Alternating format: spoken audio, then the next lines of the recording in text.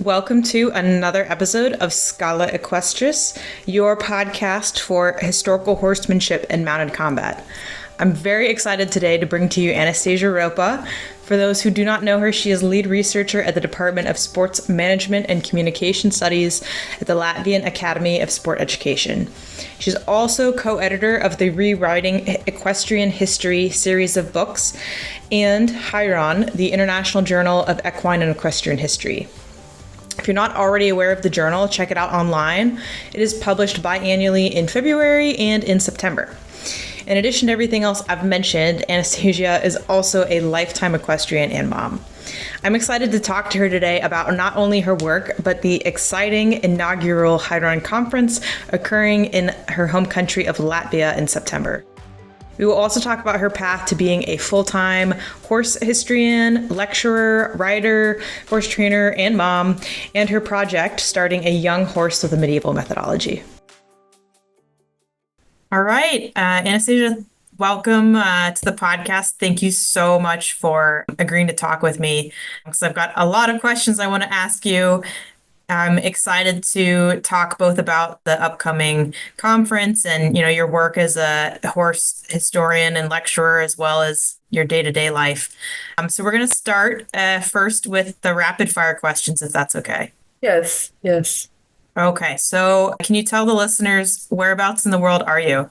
Okay, I'm in Latvia, so it's around the Baltic Sea. And just in case people don't geography, it's European Union. Small country. And is that where you grew up as well? Well, actually, I was born in the country that no longer exists. It's the USSR.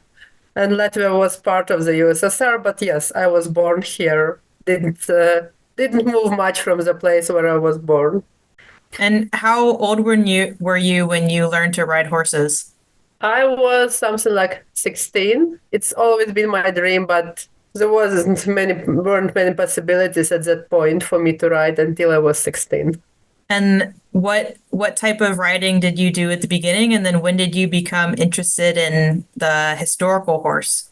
Yeah, well, so in Latvia, it's a joke that we just have three disciplines. It's show jumping, dressage, and harness driving. So I mostly did show jumping, and I still do it from time to time.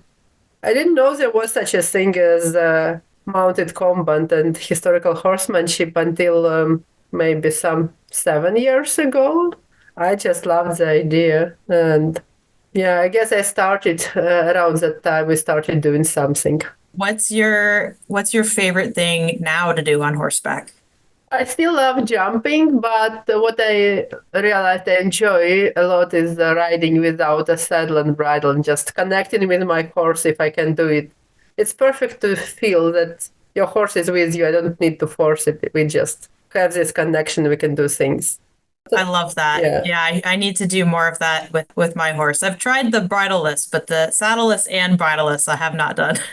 I have one mare who is who has very good back. And she is very sensitive, and yeah, it's just with one horse which I can do. I have another sensitive horse, but her back is awful. I cannot do it without a saddle. And then if you could go back in any point in time and visit one historical person, who would it be?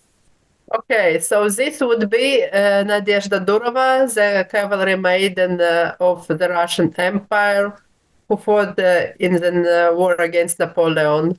And she left memoirs of her experience when she was in cavalry service. She also wrote a few novels, fiction novels.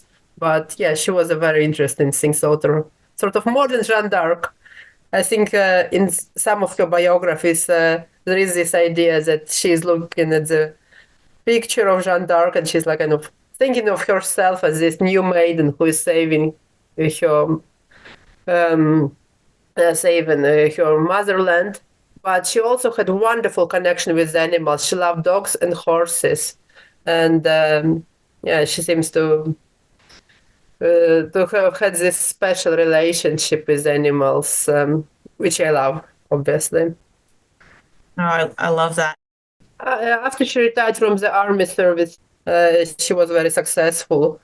But she came from very poor gentry environment. She needed to earn her living, So she started off with publishing her memoirs with the help of Pushkin, and then she wrote a few novels for a few years. She was quite fashionable. So I think next what I want to talk about first is the experience you had training and raising a young horse in a fairly historical manner. How did you come up with the idea for that experiment, or what prompted you to do it? Some like 8 years ago, I moved my the horse I had to a sports yard, and I just discovered I love starting young horses in the saddle and working with problem horses. So for 5 years, I was on the back of all kinds of unruly horses and learned a lot by doing. And at the same point, we were organizing horse history sessions at the International Medieval Congress in Leeds. And one of the people I met there, Jennifer Jobs, she was translating the French version of Jordannus Ruffus's treatise of horsemanship. Because I know medieval French, I offered to look at her translation and kind of edit it. She also asked me a few questions, how to translate particular words. And when I was reading it, I was struck by the way how it's, on the one hand, it's very modern, very sensitive to horses' needs. There's very many things which are similar. And then there are things which are different, like starting a young horse without a saddle. But it actually aligned with some kind of natural methods I've been reading about by other today's horse trainers. And at the same point, I also had my first horse, which was born for me as a foal. I knew I was free to do anything with this horse. It's not somebody else's horse I'm going to kind of ruin. So I tried some of Rufus's methods with this horse, and that's the one which I like riding bareback today. She is one of the safest horses I have, and I was very, very interested in this. I published an article about this experience, but I was thinking this is not a feral horse. That's not how Rufus bred horses, and she's been there with me from day one. So we did a lot of handling with her already by the point when I started backing her. And I was wondering if there would be a difference if I took a feral horse, but where do I find a wild or feral horse today? Yeah, it was last year. I was just browsing through ads of horse sales without any particular idea, just because that's what horse people like doing. And I found an advert where they were selling Polskie Koniks, which were bred as in a herd. They were doing land management in the national park, basically grazing there. They have never been handled, and they were selling out some youngsters, which they didn't need. I didn't know they were doing this, but I kind of immediately phoned the manager and we arranged everything. And yeah, I thought it's like my dream is coming true. I need to take those risks, and I did. I love it. Yeah, it's interesting because in America, where there are still kind of some wild Mustangs, things, it's not common, but it's not totally unheard of to take a sort of semi-feral horse like that and start it. But certainly, they're not using Jordannus Ruffus's methods. They're using a different set of methods. So I love that you were able to find a way to really go from square one, with a horse that is already ready to be started, old enough, but really truly feral. And then, yeah, you've taken them to the point of being a safe riding horse. What was the hardest part of the whole process? The hardest part was haltering. In some medieval sources, like the Welsh law codes, you have a specific compensation value for a horse which is no longer wild but has been haltered. So its value rises from the point where it was caught to the point where it was haltered. And the hardest part was teaching the horse how to halter her. Because Rufus said that you catch the horse, you bring it probably to a stable. It's not quite clear if they're living in a big barn or if they have like stalls. But anyway, it's a confined space. My horse live out 24/7. So she was brought from relative freedom, living on an island with 80 other horses, to quite a big paddock where she lived with 2 other ponies. And we put the halter on her before she was released, but she lost it very quickly. And every time I needed to halter her, it was a long time. So I had to devise a method where I put a rope around her neck and then I kind of tied it on her nose and then I put a real halter on. It took me something like 6 or 7 weeks. And by that time, I was like, maybe I will never, ever tame this horse. And what I'm going to do with a feral horse, I don't know. But yes, after I did this, everything else just felt very simple. She liked grooming. She was okay with her back being scratched, with me leaning on her back. She just didn't care about anything at all. And now we have a pony camp, and she's for the first time in a pony camp with kids. And all the kids are very fond of this formerly feral Polski konik. They just want to ride only her. And she's like a treasure with kids who are total beginners as well. So, Wow. Well, I mean, that yeah. speaks to your success and the amount of time you put in and the effort to get there. If you did it over again, would you change anything? Like, would you do this the same way if you did it a second time? Well, I would just, as I grow more confident about certain historical practice, I would probably want to introduce some things which I took out of Rufus's methods. Like Rufus recommends hobbling. I have never hobbled a horse before, so I don't want to do something with a young, unhandled horse, which I haven't done before. But if I learn how to hobble, maybe I will try that as well. And the other thing, we don't know what kind of bits Rufus used because he describes it, but he describes it in such a way that you're not sure if it's a curb bit or if it's a snaffle bit. Yeah, so I used a simple snaffle because Rufus says you use the mildest bit. I said, okay, mildest bit for me is a snaffle. And I use that. But given how she was very open to beating, she didn't mind it at all. Much better than the horses I have started before. I think it would be okay to use the curb bit on her as a first bit because I have kind of plan. I want another feral conic and start it over again. I think I could do it alongside a horse which was born on our farm, which would be the same age, and kind of compare if it's going quicker or slower and what are the differences. Yeah. What is hard, would be in some ways, very different between those two horses versus some things are just take as long as they take, kind of for every horse.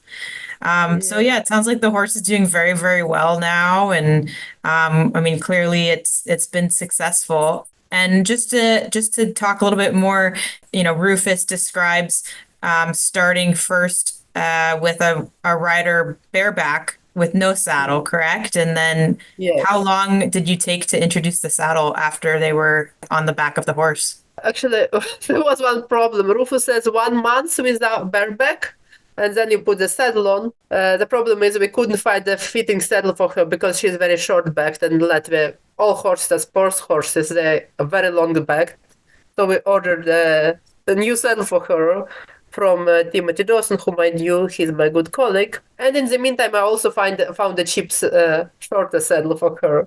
But we tried some of the saddles I had after a month.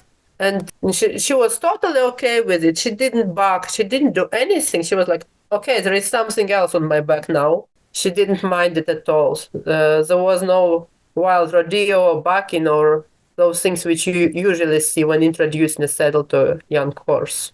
She was totally fine. It took like about 1 month, maybe. Well, I'm excited to hear about potentially a second horse and a second round of this someday in the future when the time is right for you. But I know we've all really enjoyed hearing about this process you went through, and hopefully it inspires, more and more people to try the same thing. I would say, yes, I would say that there are a lot of things which you can successfully apply and no problems with starting a horse without a saddle first and then introducing a saddle. I don't think it's something very unusual. Let's maybe switch gears then, more about kind of publishing and research in general. So what was your own, like your personal path to becoming co-editor for the Rewriting Equestrian History series and working with Trident Publishing? Yeah, so I mentioned before this conference in Leeds, the International Medieval Congress, and I mentioned Timothy Dawson, who is also my co-editor for the series. So it was at some point that we both met with Timothy at the drinks reception in Leeds, and he's a Byzantinist, and I was mostly writing about medieval Arthurian romance at the time. So it was a very unusual meeting for two people who wouldn't normally meet. But we started talking, and we both regretted the fact that at such a big congress where there are 2,000 or 3,000 people, there were not a single paper about historical horses or horsemanship, and horses was such a fundamental thing in medieval society. So Timothy said, okay, why don't we organize some sessions and propose them to the Congress? And we started doing it, and immediately it turned out it's such a popular topic. And I was approached by 3 publishers. So we published, one of them was Medieval Institute Press in the States. The other was Brill, and the third was Cheiron. So we published 2 edited volumes, one with the MIP, one with Brill, but Cheiron offered us a series. So eventually we started this series of book, and the head of Cheiron Publishing, Cheiron Medieval, Theodore Artimon, she is a wonderful person, and I just enjoyed publishing with them so much that I would highly recommend this to anyone who is publishing academic books. They have a variety of series covering also animals in general and all sorts of topics. Some very interesting books I know I've browsed on their website, far outside of equestrian history, but clearly support a big variety of medieval research. What's, if you don't mind sharing, what's being worked on currently, or what can we look forward to seeing from the series in the next year or two? One of the recent books which came out in the series was Saints and Sinners on Horseback, Part 1, edited by Miriam Bibi, my colleague. And just yesterday, the second part of this volume was released, which has my article in it. So this is something you already can buy from the website. Another thing, with Emma Herbert Davis, we are in the kind of final stages of doing a volume in honor of John Clark, who has done very much for medieval horse history. And now I think all people who are interested in the Middle Ages and horses must have read his book, The Medieval Horse and Its Equipment. And John has been very supportive over the years of our work. He even took a bunch of researchers to the Museum of London to see things which you wouldn't see exhibited. He's very generous with his knowledge, and we thought we should do that. And the other project we are working on, we had to postpone it a little bit, is editing and translating a version of Rufus's treatise into English, because there is currently no English version. That's the third project. And that's from Latin to English, correct? Yeah, well, Rufus has been translated into many languages in the Middle Ages, but it has never been translated into English. We had the idea of maybe translating from different versions, because they have some slight variations, using Latin as our kind of main version, and maybe if there are things which are interesting and remarkable, using also French and Occitan and Catalan and even German, because we have a team of researchers who are competent in a lot of languages. So using crowd approach for this project. That will be a great book to get a hold of when it finally is finished. Yeah, there's so many copies of Rufus that I understand it's a huge undertaking to try to take all of them and then, turn it into one overall version. Yes.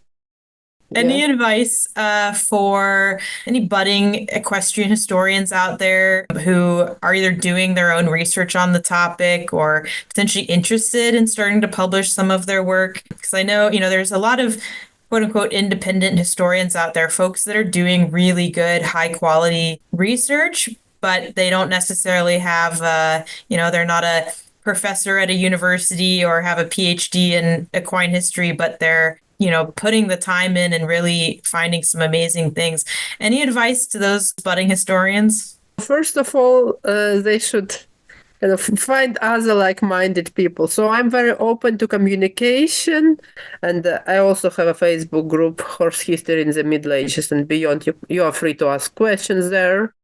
We have a newsletter for Cheiron Journal. I'm I also have a book on a group on Facebook. You either join the Equine History Collective, which is an academic organization based in the States, but you can be from anywhere in the world. And you don't need to have academic credentials for that. It's open for everybody. And they also have a Facebook page where you can learn a little bit about. I want to encourage people who don't have a PhD in horse history, because a lot of people who have published in the series of books, or in our first 2 volumes we did with Timothy, some of them had a PhD, but quite often they had a PhD in something which was not related to medieval history. So you don't need a PhD for that. You do need some idea about how the academic publication works, but I can also help with that.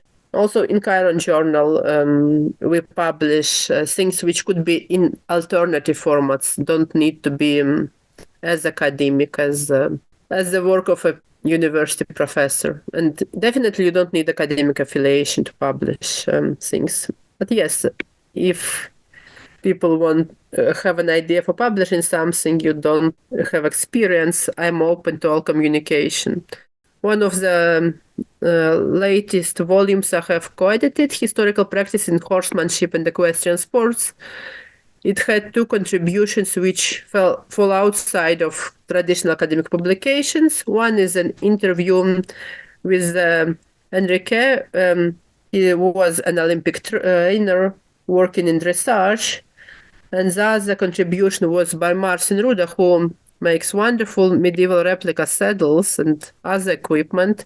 I think it was his first publication, academic publication. He has a blog, but it was his first publication, a book. And since then, he also wrote an article about reconstructing a medieval saddle, the process, how he goes an unearthed saddle, an archaeological example, to making a 3D model of a saddle, printing it out, and making a replica saddle. So this was an article which describes the technical process. So a very different format.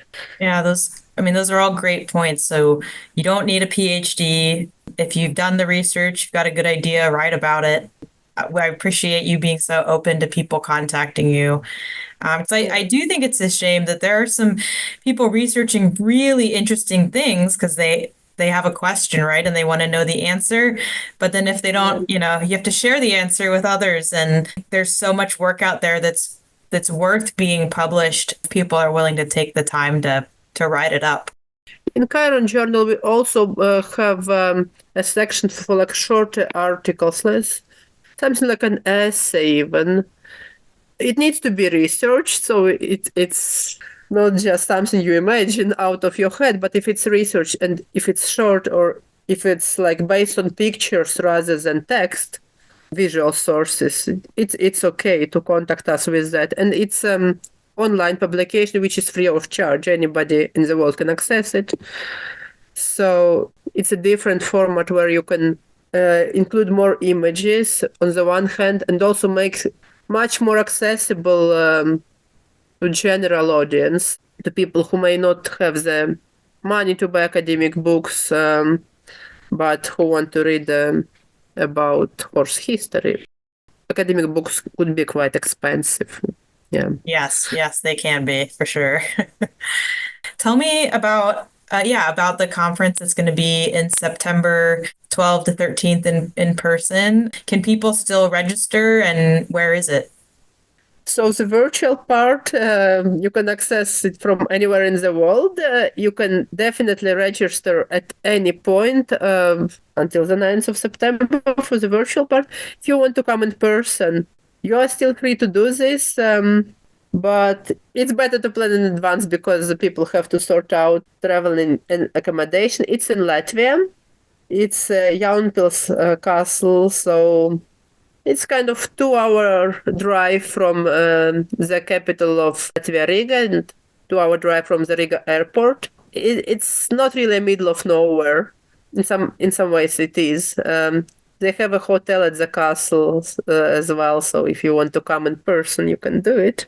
And for registering to the virtual conference, of course, it's it's not very expensive. It's 20 euros for virtual attendance, and you can follow everything, including in-person lectures online. You can ask questions and feel part of the conference. It will open on September the 9th with a plenary keynote lecture by John Clark, who is going to talk about his book, The Medieval Horse and Its Equipment, how it came about, what he could add to it now, so many years after its publication. And he will, I think, also talk about his more recent research on horse equipment. Yeah, you don't need to be a horse historian to attend, definitely. You can be just a person who is interested to listen. Absolutely free for everybody. Excellent. I'm registered for the virtual portion, and I'm very much looking forward to hearing John talk and the rest of the lectures. So I will definitely put links to how to register for the conference in the show notes for anyone who is interested. And is there going to be another one in the future? Is this going to be a yearly thing or every other year, or have you decided yet? Well, we definitely want it to be a recurring event because I think meeting at conferences and preferably in person is very important for people. And we used to start, as I said, with the International Medieval Congress, but there are two limitations. First of all, it's only for people who are interested in the Middle Ages. Second, it's really expensive. It's a huge congress. It's great to attend if you like the Middle Ages. It takes place over several days, but it's fabulously expensive. So we wanted something more affordable and also for people who are interested in horses specifically. I'm not sure it's going to be every year, but we would like to have it every other year. So if people want to host it, they definitely welcome to contact me as well. Well, the idea is we want to take people to interesting but not super expensive places in Europe where we can have a nice historical setting, not necessarily medieval, but something which has to do with history as well. Because I have a feeling that we don't really want an expensive conference in a university building. All universities are more or less the same. You want to see also a little bit of culture. I agree. Having a conference at a castle sounds much better. Yes. I'm excited. Again, I'm really looking forward to it, and hopefully some of our listeners are able to go in person or at least virtually. Let's talk then a little bit about you and your day-to-day. So, of course, you mentioned that, or before the podcast started, that you're running a summer camp right now. So also, in addition to training your own horses and riding your own horses, you're also doing some training young people as well and summer camps. Tell me about that. Yeah, so we started the summer camp last year and we wanted it to be not just about horses, but also teaching history, because originally I'm English language and literature teacher. We wanted to teach kids some English as well, in case they are not native English speakers, and also to native English speakers. You can teach vocabulary, which is horse related. And wanted to teach different components of history, like riding on a side saddle, riding medieval saddle, all those things. So far we have a week in a camp, and every day they learn about different historical period or practice. But yeah, in these camps they're mostly interested in Native American culture, and like every camp is different. We get different kids. We just have 6 of them, so we can give each kid their particular attention. In some camps, depending on the group, they're more interested in chivalric stuff, so we can spend more time doing that. And they also spend time handling horses, learning how to take care of them and so on. Things which you not necessarily learn if you are just taking riding lessons. So Yeah. yeah, it's interesting to see how some kids, they don't have an idea of history. So last year I showed a video, Can You Move in Armor? It's kind of famous video done by medievalist.net about the training of Busico. And then after the video, one of the girls asked, is Busico still alive? Well, he's been dead for 500 years now. He's not still alive. Sorry. Yeah, that was funny. Well, I love that. I mean, certainly if I was still a little kid and I saw history themed horse camp, I would have signed up. I would have begged my parents to let me go. That sounds fabulous. Yeah, no, we always have a good number of kids coming, so it's Well, fun. I wish you the best of luck with that. And obviously, they're getting a very good teacher and instructor. Would learn so much from you. How Thank you. how then tell me a little bit how do you do it then balancing doing all of this horse stuff, teaching, riding, summer camp, but you also are an academic historian and you're a mom. There's only so many hours in the day. I have a wonderful husband who is also, I'm blessed with the person who is also interested in horses and history. And he has also published a few articles about horses and other things. Some of them we co-author, some of them he has published. In the latest Saints and Sinners volume, he has an article about horses in Latvian folklore and superstitions and magic. So he's more interested in the part about magic. But yes, he's very supportive of my work. I don't know where I would be without him, actually. And this year I'm on childcare leave with a baby who is 5 months old. So I've been using this to do a little bit more reading and research and not teaching this year. Actually, I'm not sure if I'm going to return to active academic work because Latvian Academy of Sport Education has been consolidated into a bigger university, and there is some uncertainty of what they're going to do with it. And I'm just starting wondering that maybe I want to continue more work with my farm. We have more horses now, 5 horses of our own and 4 horses which are livery horses.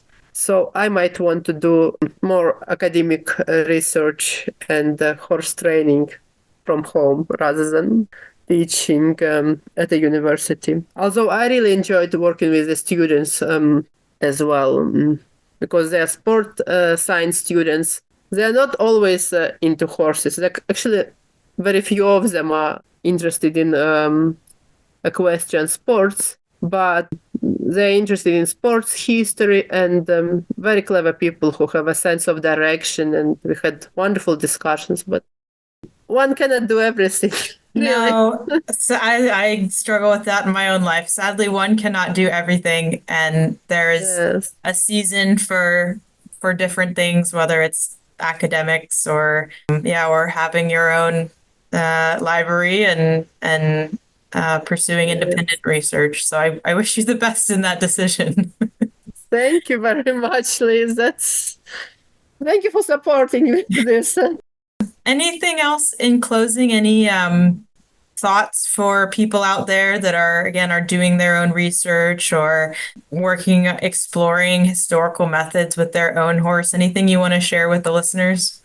I just want people to encourage to go and do it. Don't need to have academic qualifications. It's okay to make errors. Academic people also make errors, and we have revised some things about Rufus in particular, which we thought were right. So sometimes we think about the academic world that's quite daunting. It is daunting at some points. It could be quite violent and cruel, but we try to be friendly with each other. Also, I used to have this idea that you only have one chance with a horse. Don't do any mistakes, please, because I'm going to ruin my horse. It's not this way. I've realized that horses are very clever beings. You can always explain that you made a big mistake. We can start it from a new leaf today. Don't be afraid to make mistakes. And please reach out if you have an idea for publication or for a research project. You are looking for like-minded people. There are lots of like-minded people in the world. Yeah. Oh, I think that's great words of closing, and of course I'll make sure that I have information listed, for how to get a hold of you for people who do have an idea or a question. I just want to thank you so much, both for being on this podcast and for being a leader, I feel like, in equestrian history research and, being an editor of a book series that many people have submitted to or published in, and it's a small community, right? And we all have to support each other. And it as challenging as academia is, I do feel like we have a very nice community of Horsey history people that are all interested in some of the same things and advancing what we know. So Thank you, Liz. that's it for today's interview. I hope you enjoyed our discussion as much as I did. You'll find in the show notes links to some of the people, books, and groups that Anastasija talked about, including the newest release from Trident Publishing, Saints and Sinners on Horseback Volume 2. There'll also be links to the Horse History Facebook group and the upcoming Cheiron conference. I know Anastasija is very serious about being willing to be contacted if you are doing horse history research and are looking for advice on preparing your work for publication. So please comment or message me directly on Facebook, Instagram, or through the podcast's website, www.scholaequestris.com, if you'd like help getting in touch with her. Additionally, if you happen to be attending the International Medieval Congress in Leeds in July, let me know. I will be there for the duration of the conference, and I would love to chat in person if you're also going. Finally, if you're looking for more horse history content, check out our growing list of other podcast episodes via our YouTube channel, the Schola Equestris website, or through your favorite podcast source. I greatly appreciate comments, likes, and shares, all of which will help continue to grow this podcast and help it reach more listeners. So, see you next time on Schola Equestris, your podcast source for mounted combat, historical horsemanship, and classical dressage.